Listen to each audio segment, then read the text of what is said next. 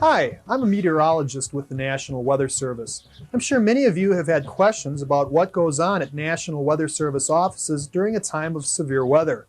Hopefully this program will give you some answers to those questions that you might have.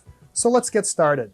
Although most severe weather outbreaks occur in the late afternoon and early evening hours, preparation begins early in the day as forecasters organize the latest data and discuss the possibility of severe weather. Is riding up over this area, and it looks like it could potentially produce some severe storms today. As you can look at the moisture streaming north out of the Gulf, we've got some problems. We've got a vortex down here that's going to be moving rapidly north on that jet stream, so we could have some problems later this afternoon. What's the latest word from the National Severe Storms Forecast Center? SILS has us in a moderate to severe area, as you can tell by the map here, definitely covering much of the state of Iowa. Going to have, for this afternoon and tonight, definitely thunderstorms for our area. We have lots of dew points that's being showing that moisture being pumped into our area from the dew points, as indicating here on the map. So what are they running, in the 60s? 60s and some even 70s, so like I said, there's lots of moisture there. Gentlemen, this is a volatile situation, so we're going to really have to keep our eye on it as the day progresses. This thing could really explode. Because severe weather most often occurs in the late afternoon and early evening hours, forecasters must often play a waiting game. There's somewhat of a calm before the storm. So in the meantime, it's business as usual, which includes several station duties. These duties include surface observations. They are taken hourly and as the weather situation warrants. 62, wind southwest 9. Weather radar is checked frequently for any precipitation that may be occurring in the area. A local forecast is issued 4 times a day. Guidance for this is sent by the state's main forecast office. Area weather updates are written every 3 hours between 6 a.m. and 11 p.m. and are updated hourly with precipitation in the area.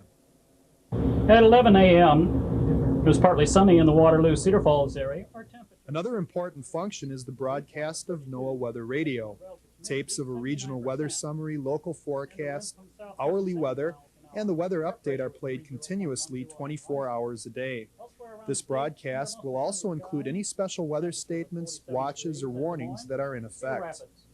Shortly after 2 p.m., forecasters on this day note that it is becoming increasingly more humid and that the clouds are bubbling higher into the sky. Conditions appear to be changing rapidly and for the worse. At around 2:20, the National Severe Storms Forecast Center issues a tornado watch for all of eastern Iowa to be in effect until 8 p.m. Tornado watch, we better get on it.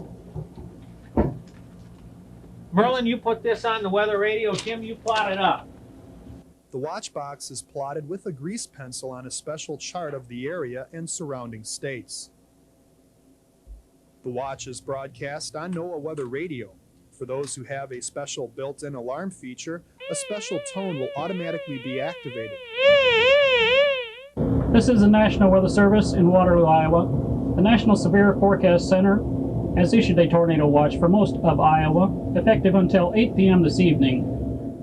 Meanwhile, at the state's main forecast office, all warning points and disaster preparedness centers are alerted on the National Warning System phone. Possibility of very damaging tornadoes, also large hail, dangerous lightning, and severe thunderstorms and winds. For the next hour or so, it remains quiet. However, shortly after 3 p.m., some thunderstorms start developing along the Iowa-Minnesota border. Radar surveillance is now a non-stop operation.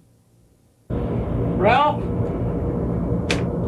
Yeah, what's up, Merlin? We got a cell here north of the Minnesota border, just north of Worth County. This cell has increased quite rapidly here in the last 15-20 minutes. Moved to southeast about 35 miles an hour. So I'm going to notify Worth County. I think we should be watching this quite closely here. Okay, I'll set up everything outside in case we have to go with the warning. Okay. Worth County, this is the National Weather Service in Waterloo. We've had a cell that's developed quite rapidly here in the last 15 or 20 minutes or so. Still up in Minnesota, just across the border, is moving toward the Worth County. Within 10 minutes, that storm being closely monitored becomes severe. Let's go with a severe thunderstorm warning for Worth County. That cell is increased. Let's go for a half hour on it. Okay, you sure that'll be long enough? Yeah, I think so. It's moving to southeast about 35 miles an hour, so it should cover it. Okay. Within minutes, the warning is processed and sent out through a high-speed communications system. The warning is disseminated much the same way as the original watch was. However, the local office is responsible for notification of all warning points and disaster preparedness centers within the warned area. Operations at the National Weather Service could not operate efficiently without the help of trained weather spotters. And shortly after 4 p.m. on this day, a phone call comes into the office with a critical report. You have a tornado on the ground, 5 miles northwest of Rudd. What direction, did you have a direction of movement on that storm, sir? To the southeast. Okay, and it's still on the ground. Okay, we'll get right on it. We're going to issue a warning. You get a hard copy in a minute, so you can fan that out. Hey, Merlin, Tim?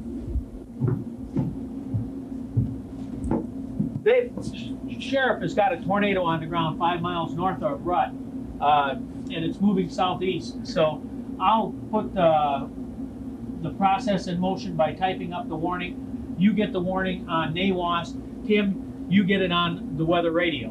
And then when I get the warning typed up, I'll EBS it. Okay? Okay.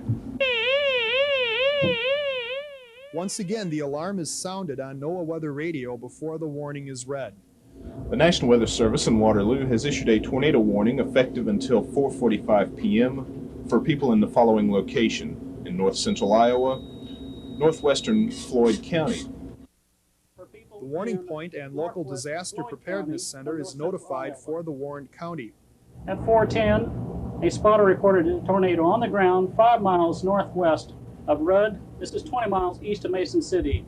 The tornado was moving to the southeast at 20 miles an hour. People in the town of Rudd and Floyd should take immediate action to ensure personal safety. Now, once the storms move out of the area, the work continues. During the course of severe weather, a log is kept of all storm and damage reports that comes into the weather office from law agencies and the civil defense. After the outbreak, the National Weather Service will coordinate with the counties to obtain any additional significant storm reports or damage.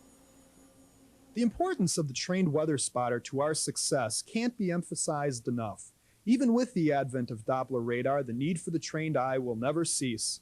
We certainly hope this program has been informative and interesting in presenting weather service operations during a time of severe weather.